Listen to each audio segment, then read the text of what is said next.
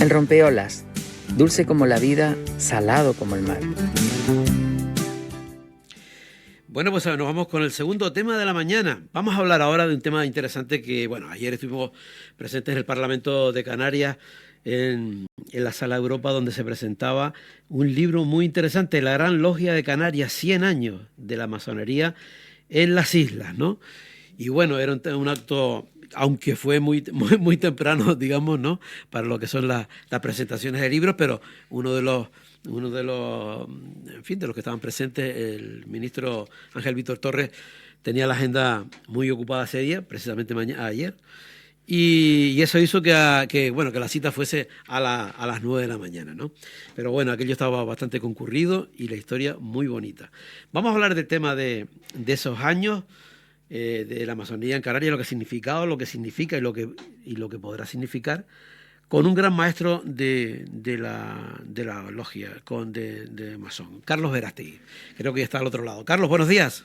Buenos días, Javier. ¿Qué tal? ¿Qué tal? Ayer Muy muchas bien. felicidades por el acto de ayer, que estuvo muy bonito. Te lo agradezco muchísimo, efectivamente. Tuvimos ese pequeño contratiempo, además de última hora, ¿no? El acto estaba previsto para una hora más normal, entre comillas, ¿no? Pero efectivamente la agenda del ministro es la que manda, en un acto en que él es la figura central, aparte del libro que se presenta. Ayer dio la casualidad de que la comisaria europea de Interior, Johansen, adelantó su visita a las islas desde el lunes al viernes, y eso hizo descolocar absolutamente todo, ¿no? Pero bueno, como tú dices, yo creo que al final la gente es comprensiva, entendió las razones, el acto estuvo bastante concurrido y sobre todo, desde mi punto de vista, fue muy emotivo. Yo creo que sí. Bueno, y que la gente, yo creo que hay que valorarlo doblemente, precisamente también por la hora que era, ¿no? Carlos, me llama poderosamente la atención en las diferentes disertaciones que hubieron, hablando del tema de la masonería, cómo hay una adaptación en principio de los tiempos, bueno, de hace muchos años, ¿no? Pero la adaptación un poco al territorio canario, hablaban, ¿no? Sí, mira, la masonería en Canarias, precisamente por lo que el editor del libro comentaba, de que Canarias siempre ha sido una tierra de tránsito, y ese tránsito no solamente es un tránsito de mercancías, de servicios, de personas, sino necesariamente detrás de ese tránsito material siempre hay un tránsito de ideas, ¿no? Entonces, Canarias, pues efectivamente tradicionalmente ha sido muy permeable a las nuevas ideas venidas de Europa, más que el territorio peninsular, y concretamente a ideas provenientes de países como Francia e Inglaterra, ¿no? Eso ha hecho que la masonería en Canarias siempre haya tenido una mayor implantación tradicionalmente que en el resto del territorio nacional. Y en Canarias, la primera logia que se constituyó, y yo precisamente escribo un artículo en el libro sobre ese tema, es la logia Comendadores del Teide. Y la logia Comendadores del Teide se funda en el año 1816. A partir de esta andadura que tiene la masonería en Canarias en el año 1816, ¿no? Poco a poco los masones canarios se van dando cuenta, ¿no?, de que Canarias tiene una especificidad por su posición geográfica, por su lejanía con el territorio peninsular, y van adquiriendo la conciencia de que necesitan tener una organización masónica que sea autónoma, no incompatible, no en contra de, pero sí autónoma de las organizaciones que habían en el territorio peninsular, ¿no? Y eso va cuajando poco a poco. Hay una primera necesidad que se recoge en el libro, ¿no?, gracias a una aportación de un manuscrito por el profesor Manuel de Paz, ¿no?, de la logia Taoro de la Orotava, en 1879, donde ya empieza a expresar esa absoluta necesidad de que exista una gran logia de Canarias.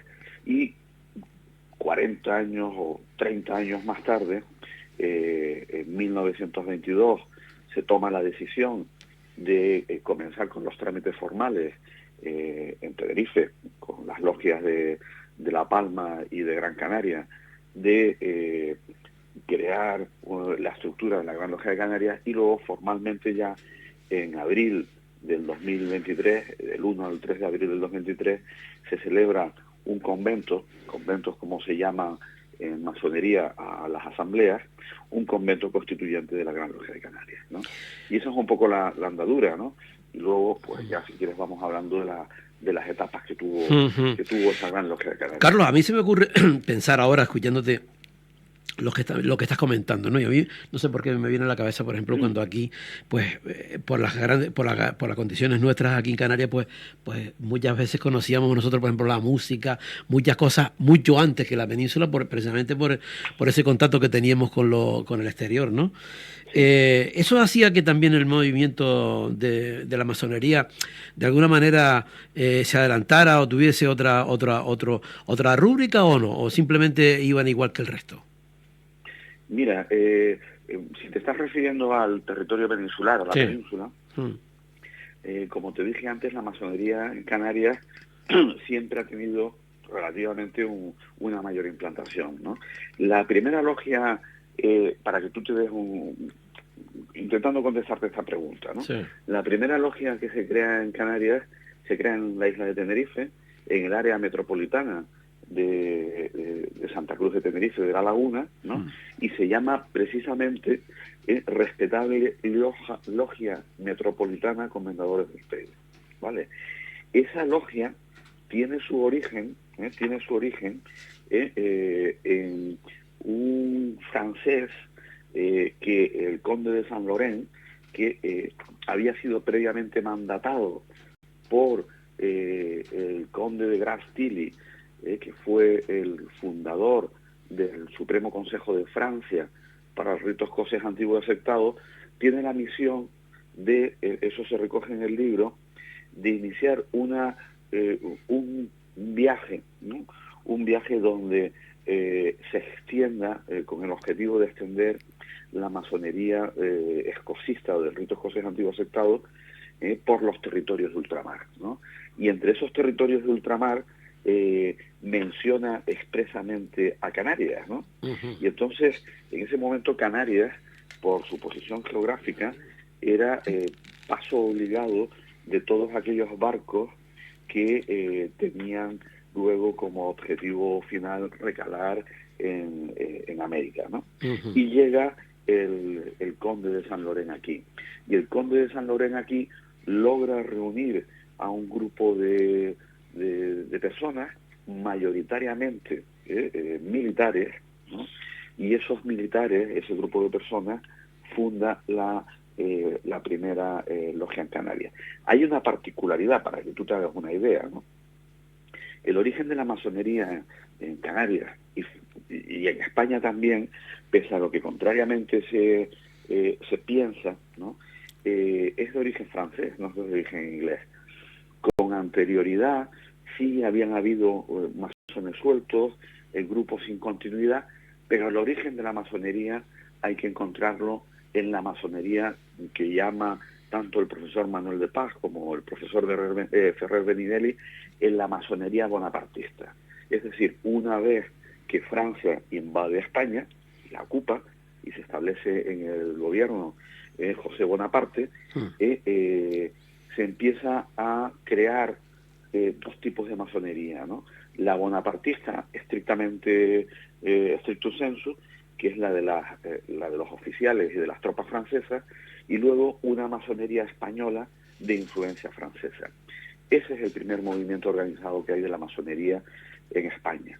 La particularidad que tenemos que en Canarias, ¿no?, es que esa masonería francesa bonapartista, ¿no?, continúa incluso después de la caída de José Bonaparte, cuando Fernando VII alcanza nuevamente el trono, ¿no?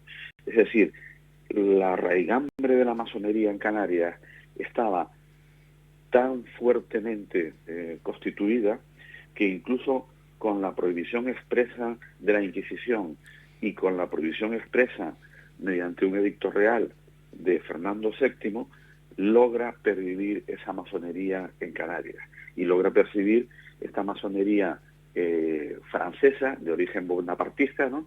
Porque además estos miembros que existían en Canarias tenían muchísima relación con otra logia que había en París, que era la logia Montabor, ¿no?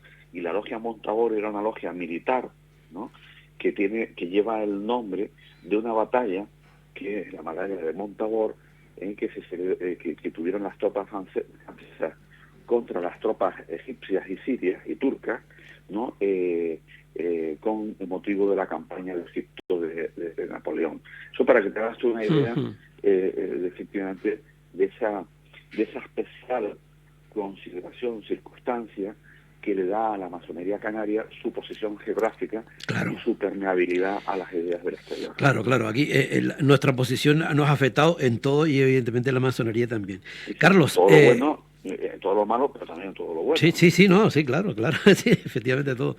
Carlos, decía Ángel Víctor ayer que en su disertación hablaba de, oye, a mí me llamaba la atención porque, por ejemplo, el régimen de Franco, decía Paco Umbral que ustedes fueron los judíos de Franco, ¿no? Los masones, ¿no? Pero y hablaba, por ejemplo, de la etapa franquista, cómo los trató, a los masones, porque decía, venga, a los comunistas se le quitaban sus posesiones y tal, pero yo, de lo que comentó, me quedé con el gran odio, pero es que era terrible, o sea, que era, si a los comunistas, socialistas, bueno, básicamente más a los comunistas que a los socialistas, porque eran los que más se movían en aquella época, ¿no? Pero ese odio hacia al tema de ustedes me parece que era increíble. Pero ¿por qué ese odio tan fuerte? Mira, sobre esto se ha escrito mucho, ¿no? Existe una cierta leyenda, ¿no?, que viene a decir que Franco intentó entrar en la masonería, ¿no? Esto históricamente no está comprobado con certeza. Nos lo podemos imaginar, ¿no? Nos lo podemos imaginar porque en aquella época, esto es una historia poco conocida y sobre la que una catedrática de historia de Alicante ha escrito una obra preciosa que constituye su tesis doctoral, que es la historia de la masonería en Marruecos, en el Protectorado Español de Marruecos, y concretamente la Gran Logia de Marruecos. Estaba formada la Gran Logia de Marruecos, te estoy hablando del año 30, 32, 33, fundamentalmente por militares españoles que estaban de servicio en la colonia, en el Protectorado de Marruecos, ¿no? Y constituían una suerte de élite del ejército dentro de ese protectorado. A partir de ahí se ha desarrollado la historia de que Franco intentó entrar en esas logias masónicas y se le negó la entrada porque también es cierto, ¿no?, que dentro de lo que era la jerarquía del ejército, Francisco Franco estaba bastante mal considerado. Luego las avatares de la historia, de los destinos, la suerte, hizo que la muerte del general Mola en ese extraño accidente de aviación, etcétera, etcétera, hizo que finalmente encabezara el movimiento golpista. Pero lo cierto es que no estaba demasiado bien considerado entre sus compañeros ni en su promoción, ¿no? La famosa frase de Paquito, ¿no?, como lo llamaban sus compañeros, es bastante significativa. Fue rechazado, dice esa leyenda urbana, ¿no? Y a raíz de ese rechazo fue su inquina hacia la masonería. Yo creo que existe, si fuera cierto, pero yo creo que existe un motivo sustancial, ¿no?, mucho más importante, ¿no? ¿Por qué? Porque es que los masones fueron criminalmente perseguidos no solamente en España, ¿no? Fueron perseguidos por el régimen nazi y fueron perseguidos por el régimen fascista de Mussolini. ¿Qué es lo que hay detrás de la inquina que se tiene contra la masonería por los movimientos absolutistas y antidemocráticos, ¿no? También lo fue no hay nadie que odie más que a la masonería que el movimiento comunista internacional, ¿no?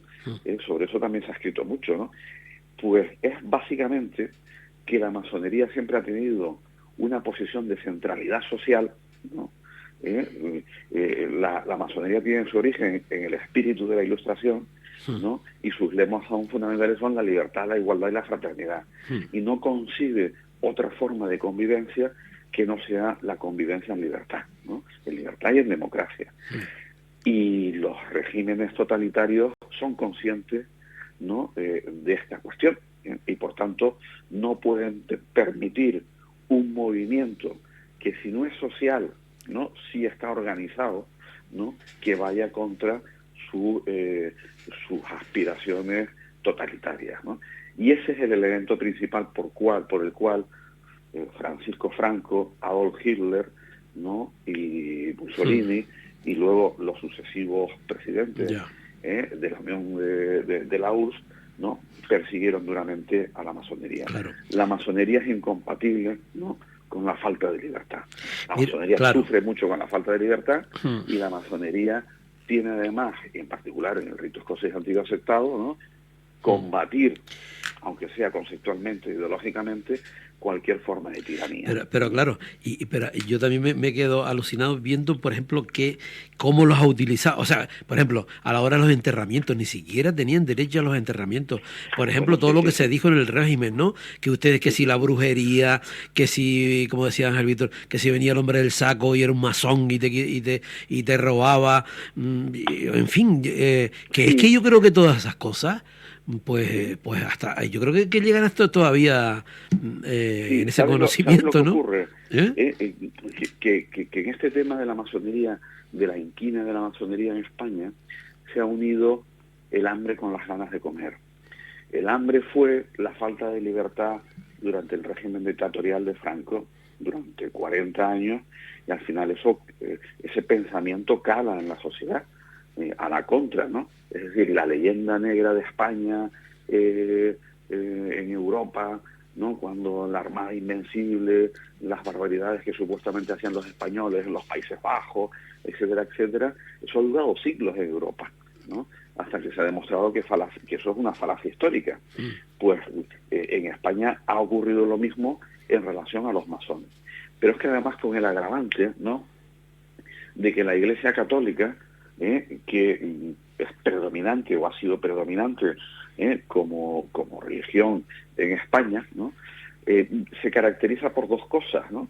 La primera de ellas es que siempre ha tenido una vocación de ser la vía principal de salvación del ser humano, ¿no?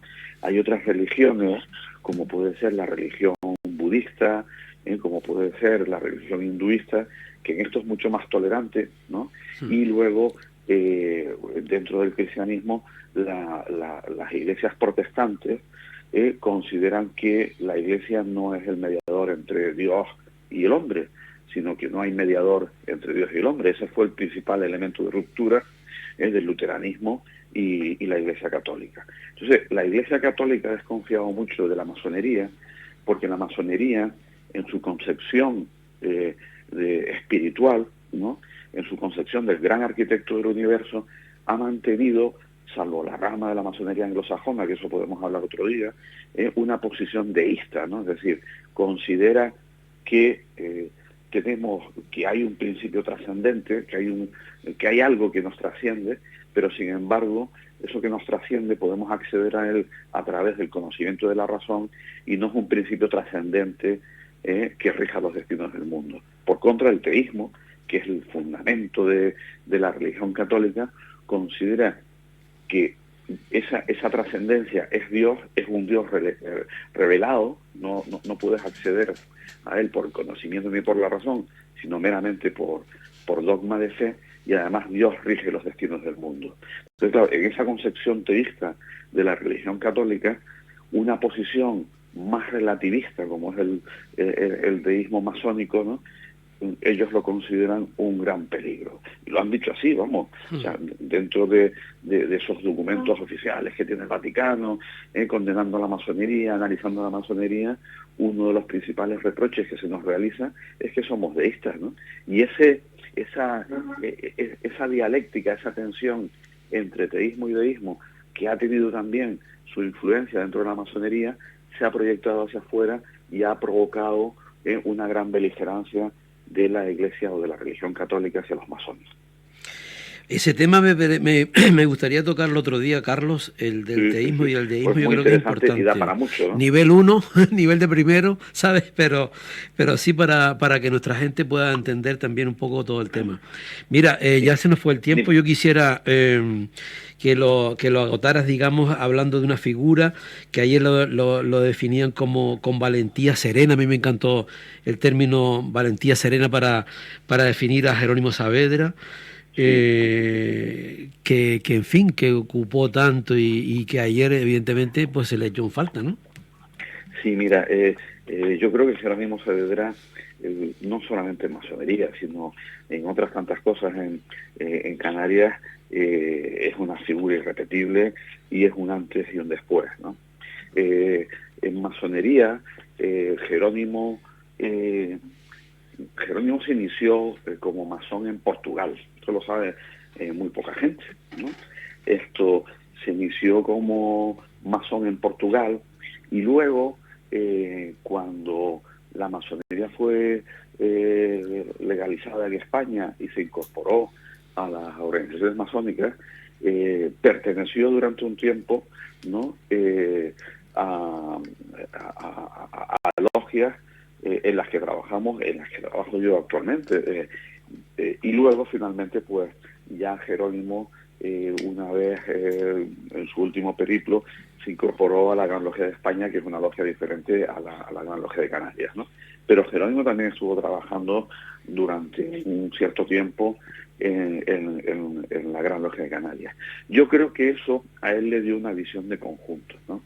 Le dio una visión de conjunto y siempre, ¿no?, intentó propiciar un acercamiento entre obediencias diferentes.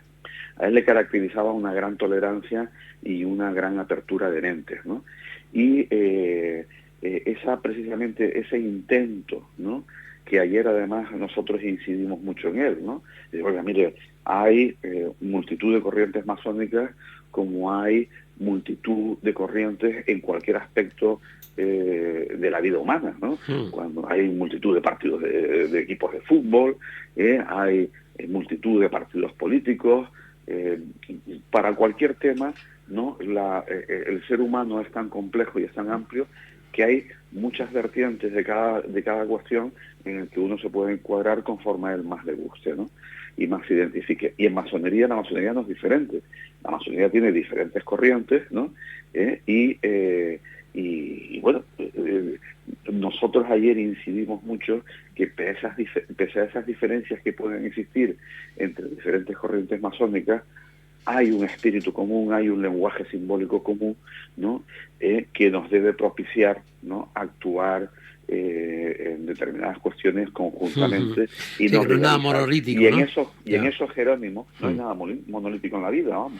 Y en eso Jerónimo, desde luego, aunque no pertenecía a nuestra organización masónica, es un ejemplo en todos los sentidos. Él tiene un capítulo en el libro, un capítulo muy cortito. Ya estaba en una época pues que el hombre estaba bastante perjudicado, pero aún así se comprometió con nosotros y escribió un capítulo en el libro, ¿no? Y es un capítulo precisamente, ¿no?, en donde de lo que habla, en lo poco que habla, en lo poco que dice, pone el acento en el entendimiento, en el trabajo conjunto, ¿no?, y en superar posibles diferencias. Yo creo que desde luego Jerónimo es una figura irrepetible, no solamente para la masonería, sino para Canarias en general. Yo creo también, ya con esto finalizamos, que ayer también se hablaba, o alguien lo comentó, el término de la pedagogía, ¿no? Sí. Y bueno, y a pesar de que con todos los años que ha tenido y todo lo que estamos comentando un poco así por arriba de la realidad de la masonería, yo creo que mucha gente que quisiera saberlo, a lo mejor no sabe, ¿cómo pueden acercarse? ¿Cómo saben lo que hay? Porque ese cultismo que siempre existió, no sé si ahora sigue de otra manera o cómo es el tema, ¿no? Sí, vamos a ver, eso lo comentó el ministro, y lo comentó el ministro, ¿no? Y yo espero que no se malinterpreten sus palabras, porque bueno, esto, realizar pedagogía en las escuelas de lo que realmente es la masonería, ¿no? Es decir, oiga, para intentar efectivamente disolver esa falsa imagen, esa pervertida imagen, interesada imagen negativa de la masonería que ha habido en España, ¿no? Por intereses religiosos y por intereses políticamente totalitarios, ¿no? Explicar lo que es la masonería no como una forma de adoctrinamiento para que la gente se incorpore a la masonería, que eso tampoco ni es necesario ni es querido, ¿no? Sino simplemente para que se nos mire de una forma absolutamente natural, como cuando, pues yo qué sé, alguien mira una asociación deportiva o alguien mira una asociación, una ONG, como puede ser Médicos Sin Fronteras, ¿no? O Cruz Roja, que tiene origen masónico, por cierto, la Cruz Roja, ¿no? Y ayer entre las invitadas estaba la presidenta autonómica, ¿no? Pues esto se nos mire de una forma absolutamente natural mediante ese ejercicio de pedagogía, ¿no? Como también en los colegios se da educación para la ciudadanía, ¿no?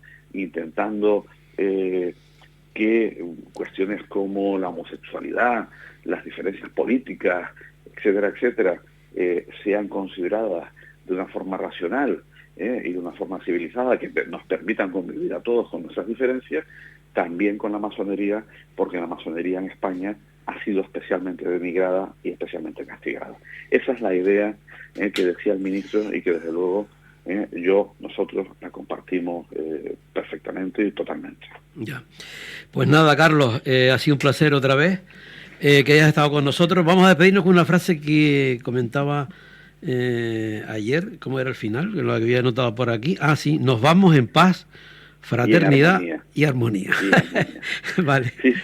Eso es un guiño porque en el final de nuestra ceremonia, el general de maestro, cuando se despide de nosotros, al finalizar, el deseo, su deseo, es que nos vayamos todos y poner la mano del corazón en paz y en armonía, ¿no? Y yo creo que es un deseo precioso, ¿no? Total. Pues nada, Carlos, precioso, perfecto. Bueno, un abrazo, hasta siempre. Otro para ti, gracias por darnos la posibilidad de dirigirnos a tus oyentes, ¿no?